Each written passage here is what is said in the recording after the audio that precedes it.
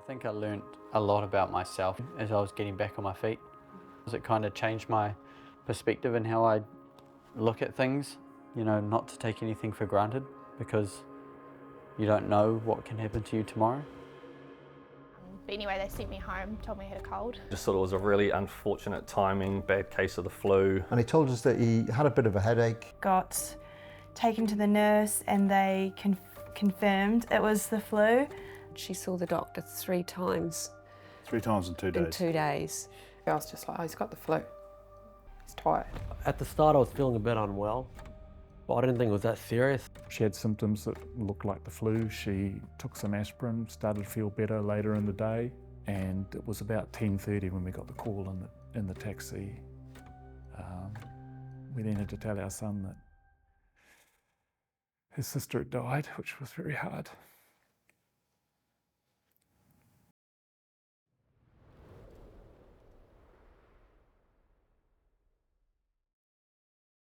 So with Vincent, when he was walking among us, he was the protector.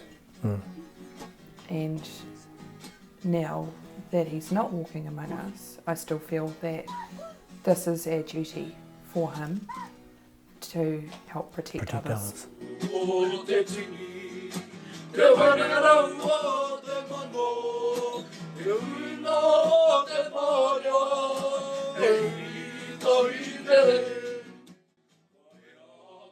Firstborn son, full of life, full of laughter, full of sneakiness, loved his music. A stranger was just a new friend. Yeah.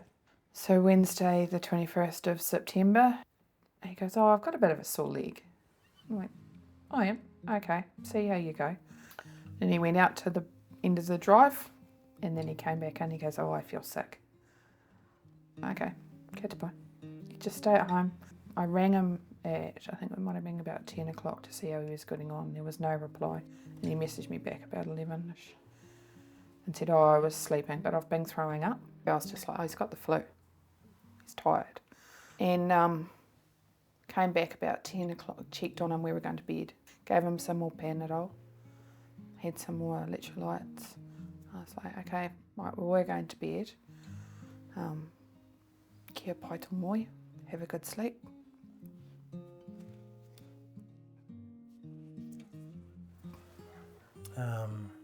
Said, I love you, bub, and walked out. And in the morning, I was at work. I said to Taylor, go and wake your brother up. And he come in and he saw Janelle, he says, Mum, I can't wake Vincent up. And thankfully I had my phone on me and it was just instant 111. And then the ambulance officer came through and she said, look, we don't know what's happened. He's gone. We don't know. It's a whole process that no parents should ever have to go through. No. The only thing I knew of meningitis was there was a rash and adverse to light. There were no signs of a rash or anything like that. Or no aversion to sunlight. Be aware of all symptoms because it might not be the flu. No. Trust your gut. Definitely. Because you don't want to be in the position that we're in.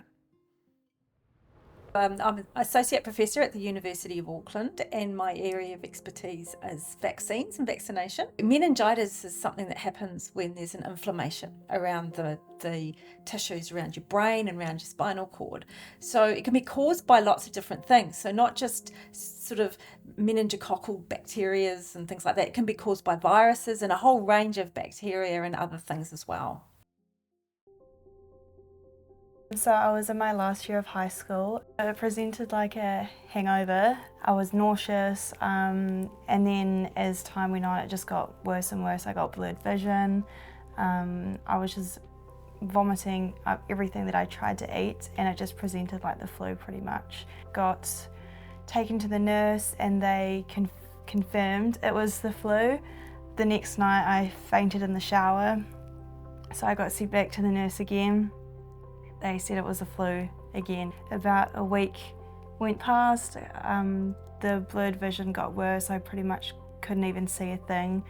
I was sleeping about 20 hours a day, and then from about day 8 onwards I can't remember anything for the next about 3 days. I don't know what it was, but something was telling me you need to get to the emergency department, and so that's where we went. And she was examined by doctors there, and again, no urgency. It was the flu or a virus. And then we got transferred through into the next part of the hospital, and it was a medical student that was sent over to us. It was probably the first time that someone, you know, had actually sat and listened to everything that I'd said. You know, she did some tests on Phoebe and said, look, something just doesn't look right here. I'm going to go and get a second opinion. And so we went and got a CT scan, and that was when everything just erupted. And they came running in going, category 1, your daughter's brain is swelling. We need to get her to the operating theatre straight away or she's going to die. So when the surgeon did finally come and see me, she said, we've got Phoebe stable, the surgery's gone okay. And then came the but. And she said, but it's meningitis and it's the worst possible strain that you can get. And we've administered antibiotics, but we don't know if it's going to work. The next 24 hours was critical, and it was going to go one of 3 ways. She was going to die. She would be left with, you know, everlasting consequences like paraplegic, amputations, blindness, deafness. Or the third way was she would come through okay. And when you were sleeping in the visitor waiting area and you can hear footsteps running, it's like, oh my God, don't run towards me. And then when I'd go into Phoebe, they would be doing tests on her, like, what's your name, what's your date of birth, you know, what day of the week is it? And Phoebe was struggling to answer them. And I'd be like standing there going, it's Thursday. Like, you have to answer it right. You know, there's no option here, you have to answer it right. I was in hospital for 7 days, but I'm just lucky that there was no consequences. I spent the next 4 years blaming myself, and I kept ruminating those questions of, why did I not go to the hospital sooner? Why did I not know about meningitis? Why did I not know that the vaccination she'd had when she was 4 wasn't a lifelong vaccination? So with meningitis, some of the lasting effects can be neurological deficits, think problems with memory, exhaustion. Also, deficits to hearing. People can lose their hearing as a result of having meningitis. And people who have septicemia or the blood poisoning can be left with significant scarring, and also that's what can result in limb amputations. So I was in the hospital for quite a long time, around like 250 sort of days. Kind of like beaten the illness, but you were just quite weak, so you had to build up your strength. I'm Ripu Bhatia and I survived meningococcal disease. I grew up in Auckland and then I moved over to Sydney to do university studies. I was studying journalism and just, you know, kind of feeling like, I guess, an adult sort of for the first time and having your kind of independence. It was July 2015 and I'd gone out with some friends to a restaurant. So at the start I was feeling a bit unwell, but I didn't think it was that serious, so I went anyway. And when I was at the restaurant I started feeling quite cold and yeah, just really, it was just unnatural sort of cold, like just because there was a fire on inside, there was no real reason to feel cold. I didn't have much of an appetite either. And so I ended up just leaving and rushing back to my apartment and taking a hot shower and then just jumping into bed. And the next morning I woke up and I was just in this blinding pain in my feet. They felt freezing cold and I couldn't walk on them. So I was kind of like crawling around the apartment and yeah, I was trying to reach out to people and be like, I need help in that, and I had these security people came and took me to the hospital, and then when I was there, the person asked me if I had chicken pox because I had like red dots on my arms. Yes, and then they sort of took me to a room, and the doctors came and they told me to like speak to my dad, and they put you in like an induced coma. I woke up in quite like a groggy sort of state, and I was quite immobilised, like my arms and legs had turned black, so I couldn't really move or anything. And the doctors told me they'd have to like amputate the arms and legs, so you kind of like wanted them gone at that point because they were just dead and you couldn't move them. And I was also very weak, like I only weighed like 30 kilograms or something because I'd lost a lot of weight, and eventually came back home. And then there was a period of just like relearning independence and that, and just how to do different things. And so I used like a prosthetic arm to eat, and I used like an iPad sort of touchscreen device. And with the illness, I also had my nose and upper lip removed essentially. So after my nose was reconstructed and I was able to breathe properly, I started applying for a lot of jobs. So I ended up getting a job with the news website Stuff, and I've been working there for over 5 years now, just as a news reporter, and just helping people tell their stories and reporting on different issues and that.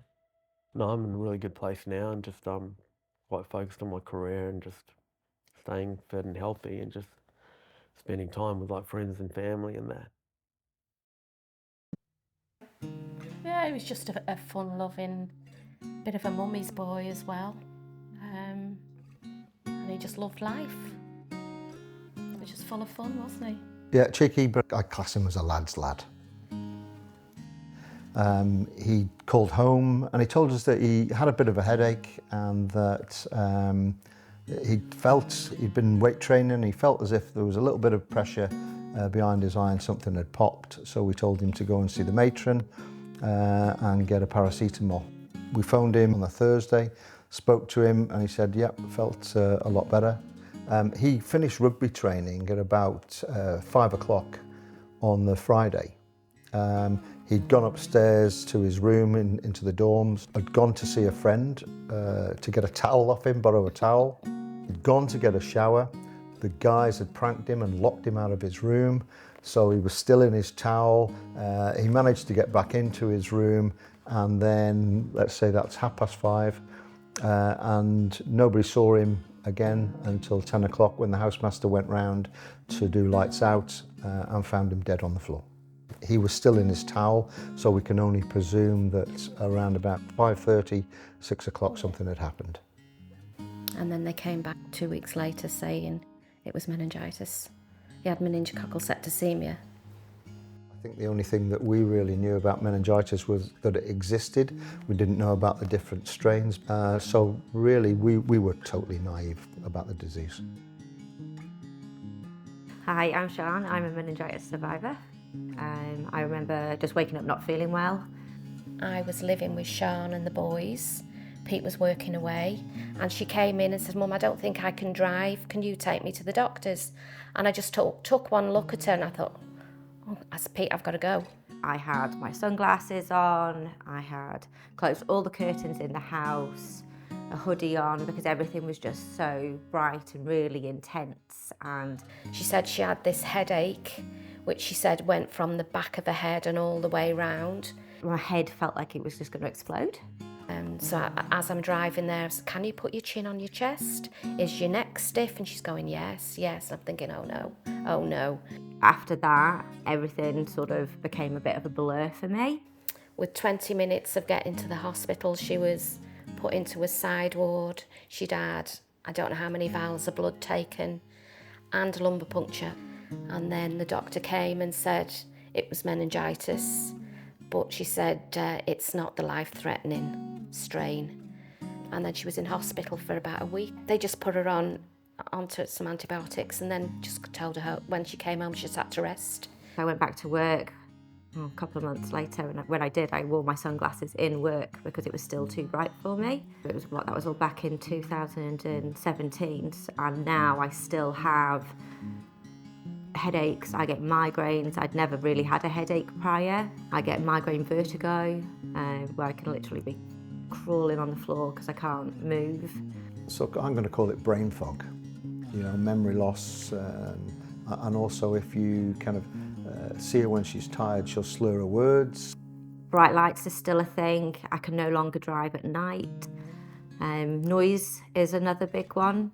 Even going to the supermarket can be quite triggering for me. Yeah, it does have a big impact on the way your day-to-day life goes. Don't be afraid to ask. If you think that it is potentially meningitis, then ask the doctors, ask the nurses, and say, this is what I'm thinking. Knowing the signs and symptoms, knowing the entitlement to vaccinations, allow the Meningitis Foundation to continue to fight to get free vaccinations for everybody. But those signs and symptoms, don't take no for an answer. Run with your gut feeling, and if you think there's something wrong with you, your child, your parents, your grandparents, everybody's susceptible, go with your gut and seek medical advice. The vaccines that we have available today for meningococcal disease cover most of the disease, which is great, but you do need to think about having 2 different vaccines. So there's a vaccine that covers group A, C, W and Y, so 4, and there's another vaccine that covers group B and quite a bit of some of the other types as well, but it's targeting B, and as a bonus it also gives some protection against gonorrhea. So if a person was choosing to have one of the vaccines, the group B vaccine would be the best, because most of the disease in New Zealand is caused by group B, followed by some of the others. So that would be the first choice, and that's offered in the infant program and also to young people living in hostels and things like that.